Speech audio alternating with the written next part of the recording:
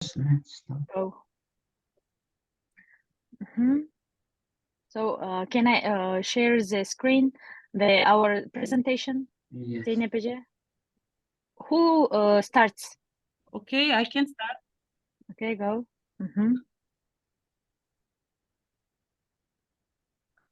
Okay. So, hi everyone, and today I am in the role of literary luminary for our discussion. And my role is to share with you and discuss two passages from the text that I think, according to my opinion, crucial and understanding for literary elements, character development, and themes in this text. Okay, so let's get started. Zeynep Ece, can I add something? Yes, please. As a role of the researcher, can I start from the small information, or I can just Okay. add after that? No. Can you tell me which slide? This one? Yeah? No, next and next. This one. Yes, next. These are just some illustrations that I found in the internet. So, can you open next slide? So, I have found that according to historical resources, on August 14th, 1040 AD, so Macbeth at Macbeth, Mormer of Moray, or Macbeth, kills the Scottish king Duncan first and becomes the new king of Scotland. So the Macbeth, Shakespeare wrote the tragedy according to the historical event, but he just take the historical person, but he put his own view of to this historical event. So, but to maintain his power, he is forced to commit another murder. So we have the historical person, and then the story of the Macbeth, the tragedy of the Macbeth.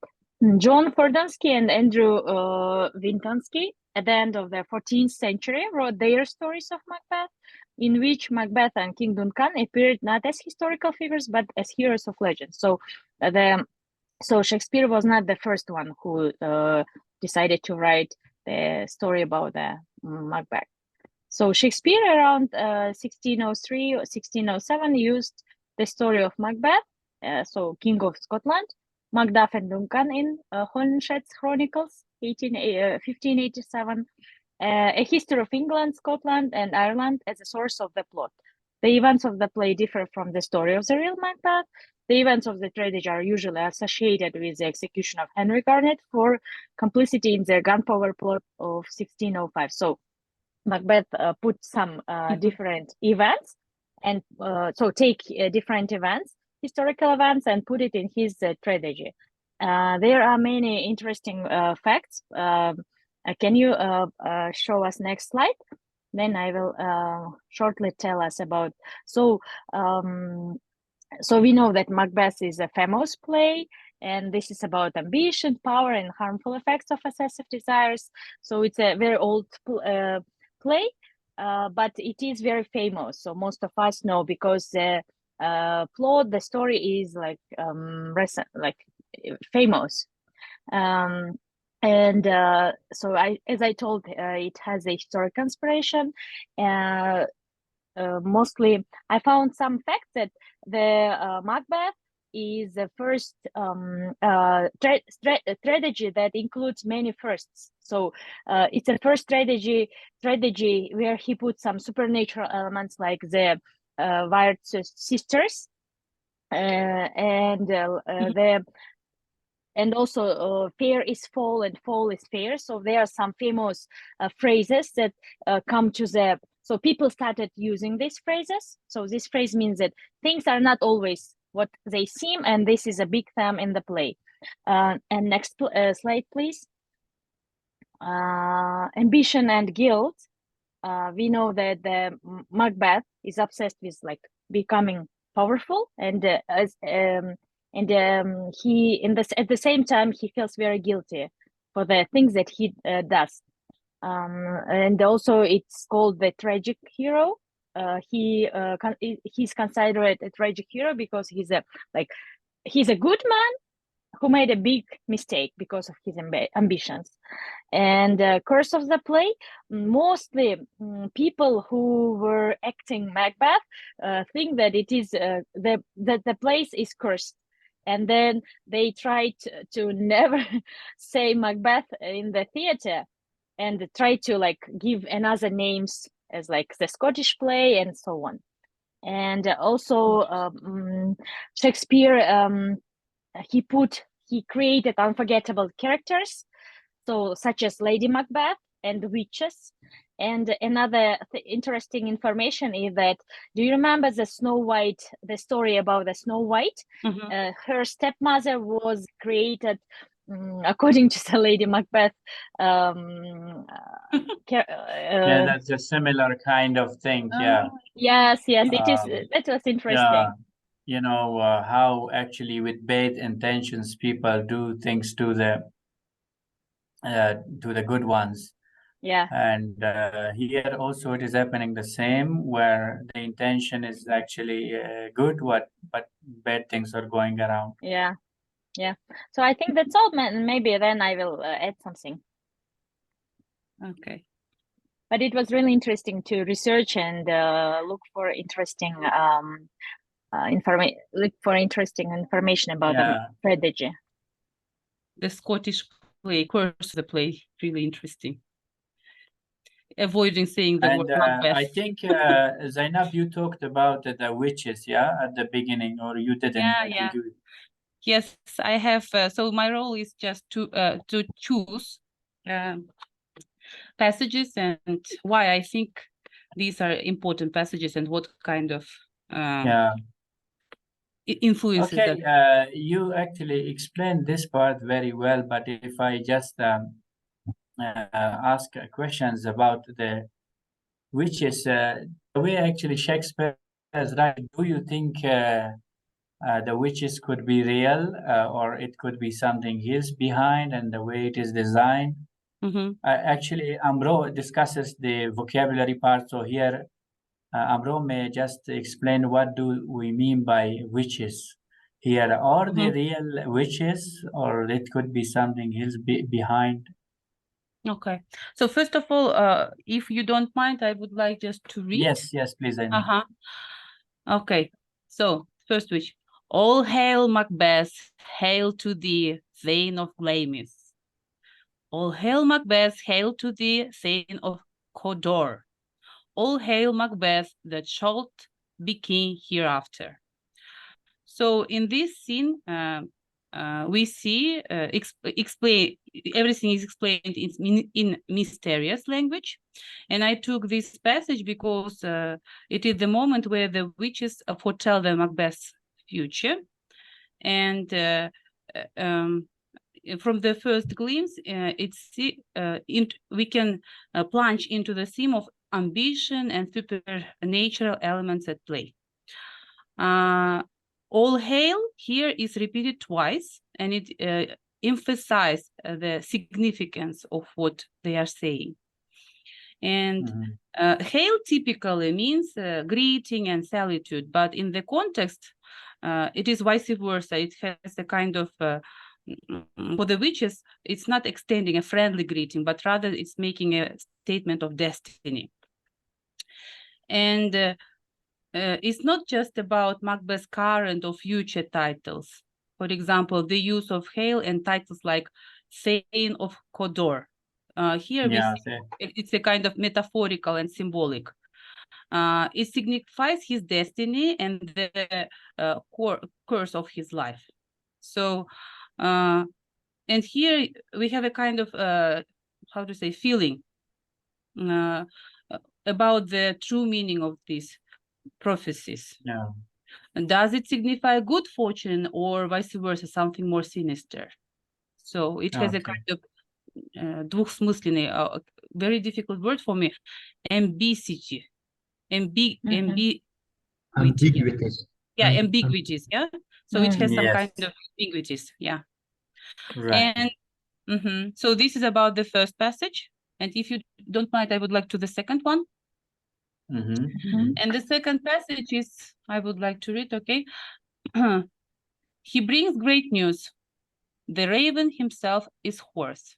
That croaks at fatal entrance of Duncan under my battlements.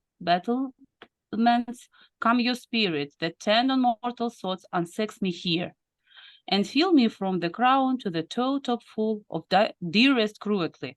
Make sick my blood, stop up the excess and passage to remorse, that no compunctious visiting of nature shake my fell purpose, nor keep peace between.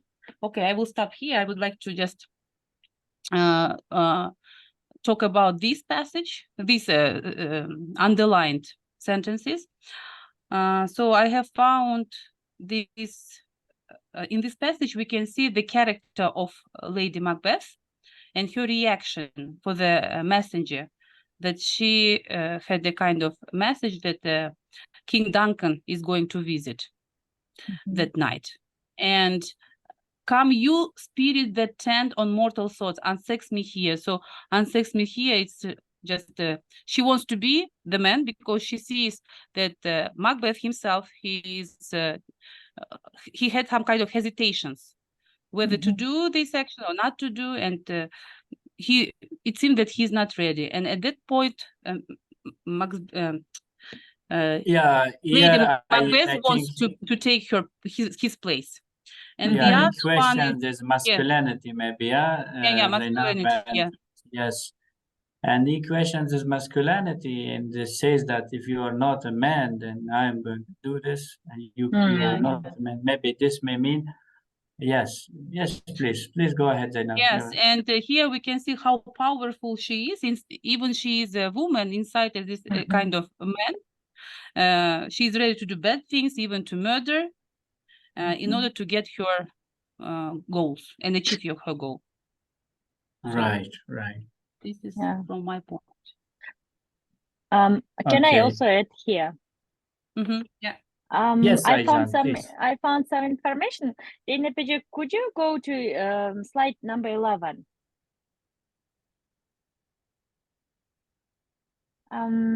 As a researcher, I found some information about the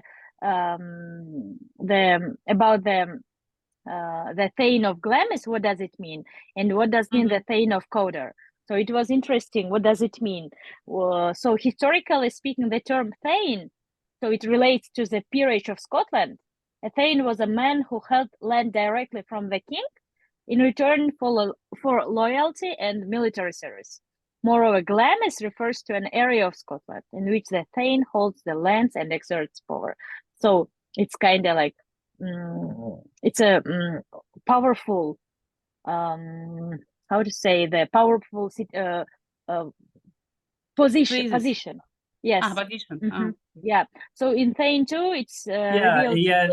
It may mean, Hamroh, you want to add anything? This 10, the word 10 today is like it is the general. Maybe it may mean the general, and it is mostly the character which is questionable. Actually, Aizhan, why did he wanted to be earlier? He wanted to be actually the king, while maybe he could wait. And let's discuss the moral, the violence, and power related matters. Actually, in this Act 1, the way Macbeth acts, like, do you think he could do a little bit something differently after the witches actually informed him of becoming the king instead of killing? So is this a question for everybody or for me? I'm sorry. Anyone can respond. Maybe. Okay. Okay. Yeah. Yes, Aizhan. Yeah, I can add some. So for me, it was interesting why he believed the witches, because as I look through that time, the historical setting Zeynep, of the. You want to have? No. Yeah, Aizhan is back. Yes, please. Okay. Okay. So the time where I've learned that Scotland was very far from the England, and it was associated with this like with dark and something mystic place. So that's why Shakespeare decided to write the setting there. And I think that for me it was strange why Macbeth believed these three witches, maybe because he was very, how to say, the one who wanted to have the power, and that's why he believed like directly, and couldn't find any, like, he wanted to be the king very quickly. That's why he decided to kill the king Duncan. And maybe if he were a little bit like more thoughtful, and if he hadn't this the how to say the idea of being a king, maybe he would act in another way. Maybe he would be like act as a like good leader, and then time by time he would be a king. Yes, I Zeynep. also want to highlight, I have read, I was looking through because it's really difficult to read all of this, and I read in Russian version. And in Russian version, the witches, these are the inner thoughts of the person. So these three witches are inside of that person. And they, so you see, the person hesitates to do or not to do. So because he doesn't just decide to do it, and they characterize their inner thoughts. So I have found this kind of information, that these three witches, this is the inside thoughts of the person. Oh, interesting. Yeah. And then I'm observing like Aizhan has put different characters, illustrating different characters through the other presentations. Actually, through these characters, the way the pictorials show how does actually through the Act 1 scenes, Shakespeare actually introduce all these, and what do we anticipate from all these characters? You understand from all these characters, what are they going to do? What do we expect?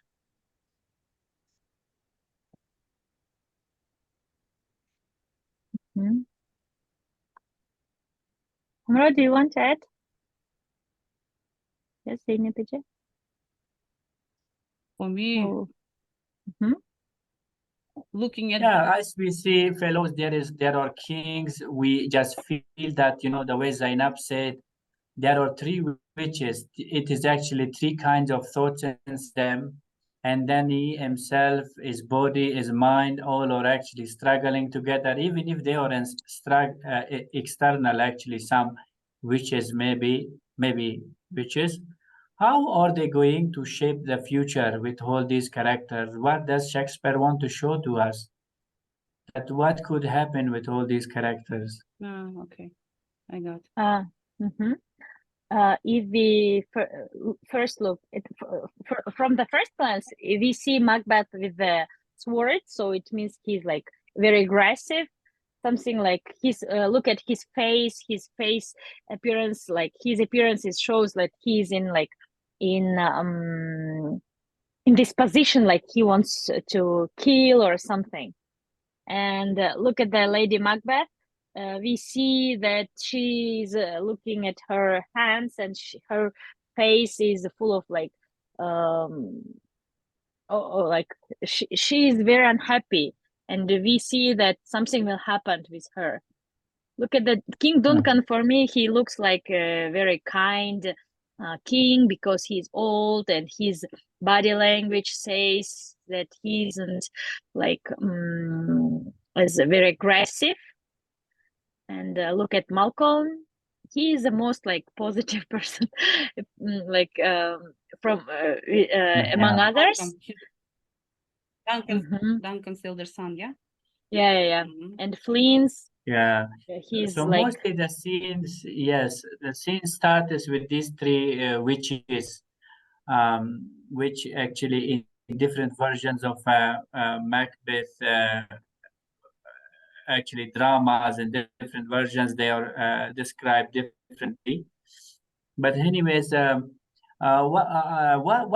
is our understanding? Like, the way, these witches talk. For example, they talk about thunders, they talk about rain, they use words like hurly burly. These are some terms, Amro and all fellows, they use. And then they use heath word, these kinds of words, which are actually showing everything unnatural, not beautiful. How can Macbeth believe and be convinced with all the good news is these witches are giving, while they say, oh, just um, use the terms like the terms like the hail is foul, and they say that the fair is foul and the foul is fair. It means that they are talking that everything which seems to be good is bad, and what is good, what bad is good. So here, these terminologies have been used, and they all like somehow mean negative things. Um, I want Hamroh maybe willing to add anything to it, or Aizhan or Zainab, any of you interested, like the word witch itself, the way their clothing, their dress. How has actually Shakespeare and those who have created these images have imagined it through readings?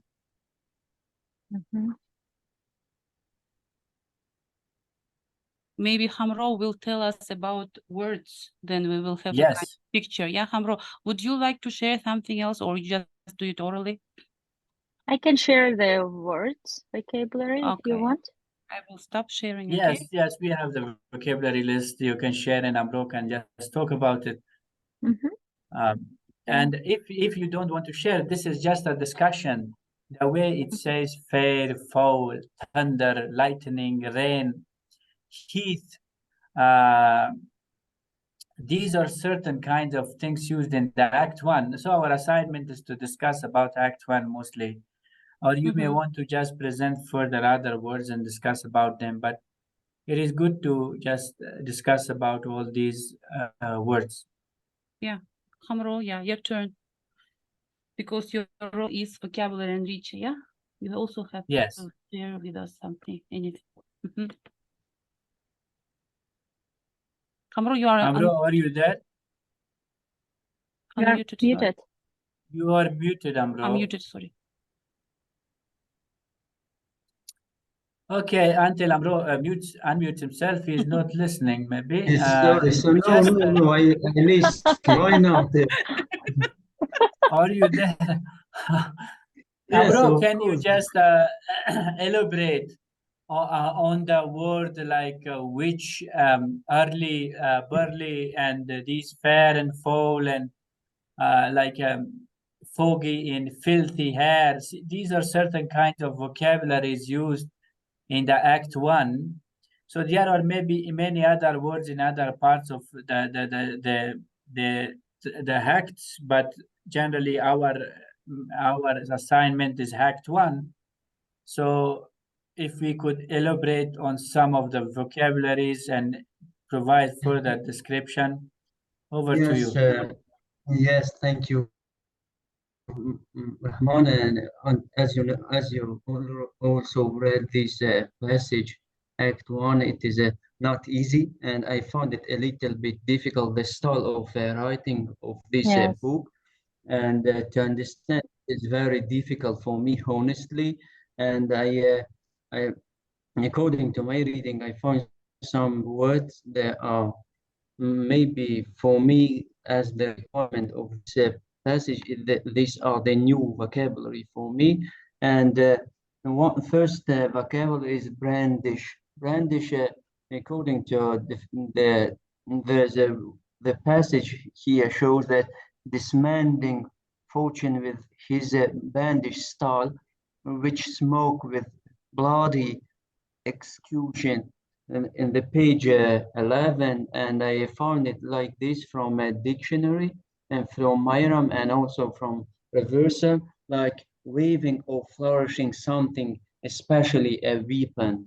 And the meaning of this, the definition of this word, and what I understand, it is like flourishing or swimming wildly, or to shake or wave something such as a weapon, or menacingly.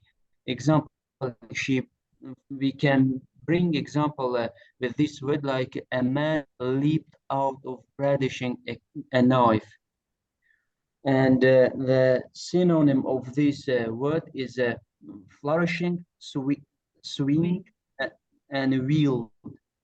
Or the antonym of this word, arrest, hang, and suspend. And this word is a verb, and this kind of definition it has. And the second, sorry? I'm sorry. Sorry, Hamroh, please go ahead, Hamroh. The second vocabulary that I found for me new is rebels. Rebels. It is a noun, and the new in the passage, it's like used like this: the new or the success, and when when he reads, they personally ventures in the rebels fight. His wound and his peers do content which should be thing of his. And as a definition, as we see in definition, it says that a person who raised in opposition or armed resistance against an established government or leaders. And in my understanding, is it to oppose or disobey one in authority or control, when not to obey someone, or not to obey the government laws, like this. The synonym of insurrective, revolutionary, or revolutive. And I found some pictures that shows the vision, that shows these people, a group of people, they are against of some authorities. And another word, it is a verb, surmise, and it is also used in the book, and I forgot put there the pages. And the function is smoothly in a surmise, and nothing is but what is not. Here wrote like this, and the definition is like this: suppose that something is true without having evidence to confirm it. And for example, he's surmised that something must be wrong, or we can say to predict or infer. In my understanding, to form a notion of a scanty evidence, or to imagine something will be true, and knowing or prove, no question or disbelief, it is an antonym of this word that I understood. Okay. And thank you, Hamroh.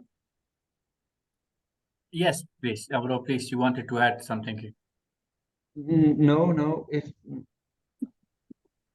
Yeah, okay. Actually, if you see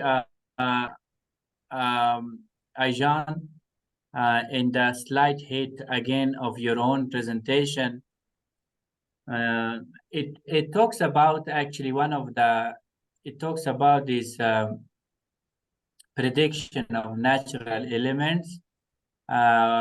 Supernatural elements means the witches, And then the way actually, which is a very big topic of the overall Macbeth book, fair is foul and foul is fair. If you see it is the slide actually 8 in the presentation shared on the Canva by you. Can you see Canva? Can you see Canva screen? Yeah. I'm sorry. Oh, okay, good. It's 8, not 7, but 8. Yeah. Yeah. Here. Yes. What seems true is actually not, and this phrase means that things are not always what they seem to be. So, what does it mean actually? The writer is Shakespeare. Now we will go to further deep analysis of this big topic. Why is actually Shakespeare putting this part of the drama where the witches are actually continuously using it as a spiritual, as a praying? It is something as a praying for them, and they are always saying, "Fair is foul and foul is fair" altogether. If we do deep analysis of this, how do we make connection of this in our today's life? What rules actually they are playing here? What do they want to say? And Anyone from you, Zeynep, Aizhan, willing to just state Rahman, anything? can I Or say, Hamroh? Yes, Hamroh. maybe he used this phrase for political issues that at that time and to straight away someone instead of kings or in front of authority people, it is very difficult, as we know today's is also, and he somehow used metaphor in order not to hurt and in order not to hurt the king or the other people in authority, he, by this metaphor, he shows the underlying meaning of the reality of life and how it is tough to this kind of situation to share your feeling, to share your concerns, and this kind of thing, maybe like this. Right. Zeynep, you want to head? Yes, and maybe it means that if you want to achieve something dishonest, if you want to achieve something else, you have to do some kind of dishonest things. Without dishonest things, you will not achieve anything else. Something like that. Maybe, yes. Maybe. So I think that, given overall what we understand from this Act 1 fellows, that, mostly Shakespeare is creating all the structure here and the scene for further acts. It is showing that how actually power, the desire and ambition for power actually make humans think of violence. So it means without so you are determined to do by all means, doesn't matter through anything, but to achieve something else. Yeah, I agree. by all means, by fair or foul. Yeah, right. And the way actually the news led them now, the way the almost like bad kind of revelation from the witches whispered in his ear led him to show more interest actually towards power, and it has a lot of ethical and moral scenes set for the future. We don't know actually what will happen in the next scenes, but generally it is expected that there will be a lot of violence. Because a man who is a killer, who is actually a victorious person, won 2 big wars, now is desired for the same kingdom that he was working for. We don't know that what he will do, but the Act 1 scenes are showing that he is somehow uh, being led toward some bad intentions, where his wife is also actually supporting. Over to you, fellows, for any final points, given the fact that we have 1 minute left. So okay, I think we did great job because we discussed interesting points like supernatural elements, the role of witches, the historical background of the story, and thank you, Hamroh, for like finding I words. also I also want to add, I liked how the group worked because it was really interesting because I worked on my part, somebody works on the vocabulary, the other person works some kind of extra information, very interesting and connecting everything. So thank you, dear group. Hope to do. Thank you, Hamroh, Zeynep, everyone. Yeah, thank you guys. That's all. Okay. Yeah, it will accidentally close, so sorry. It's not me. Okay, so bye everybody, see you then.